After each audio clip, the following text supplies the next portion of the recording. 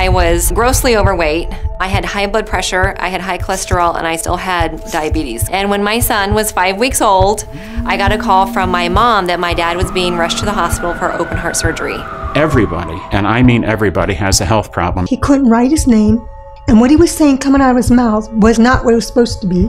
I felt as if someone would grab my heart and squeeze it so hard, and an electric shock, an electric current would pass just right through it. You can see what the person is eating by looking at the plaque in their arteries. So many of my family members ended up dying of heart disease and cancer. We cut people open, we bypass their clogged arteries, you tell them they were cured, and more often than not, they would go home and do all the things that had caused the problem in the first place. We had the cure, we've had it for decades, yet hundreds of thousands of people continue to die from this preventable, treatable, reversible disease.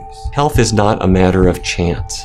And it's not a matter of your destiny being written on your genes and it's absolutely immutable. I believe our body was made a certain way to run on a certain fuel, and we have been putting the wrong fuel in our body.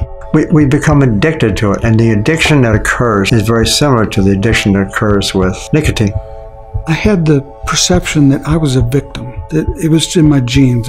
I had a stroke, I had to live with that. I was diabetic, I had to live with that. And I had a basket of pills, I had to live with that. Approximately 106,000 people die from drug side effects. Now that's just in hospitals, and that's just 1 year. My sister called me and told me my dad had passed away from cancer. And that was a turning point for me.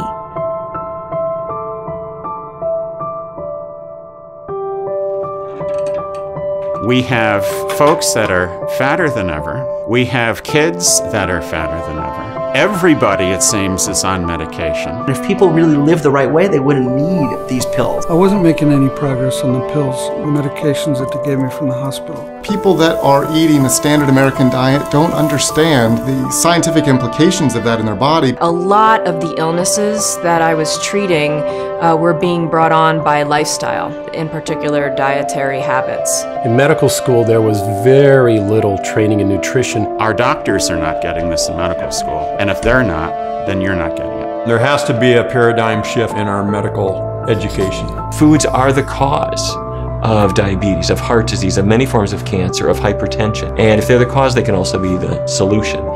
That's been a totally new idea for many people, but it's a very powerful one.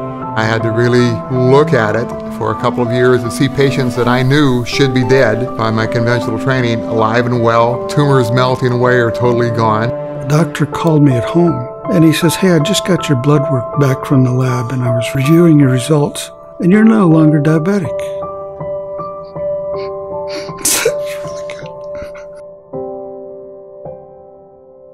The most important decision anyone makes every day is what they elect to put in their mouths.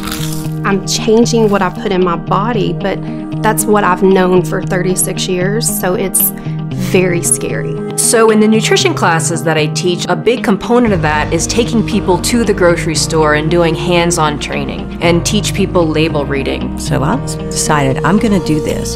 But then the next thing was, how in the world am I going to cook? I don't know how to cook like this. We demonstrate a meal, show them how to do it, let them taste it, and then they realize, you know, this really tastes pretty good. Let's demystify this notion that if you are a plant-based eater, you are giving up everything. If food tastes good, regardless of what it's made of. It clicked. I thought, this is something that I can do. So I went into my practice and I took my prescription pad out, and instead of writing medications, I would write a recipe for a smoothie for breakfast.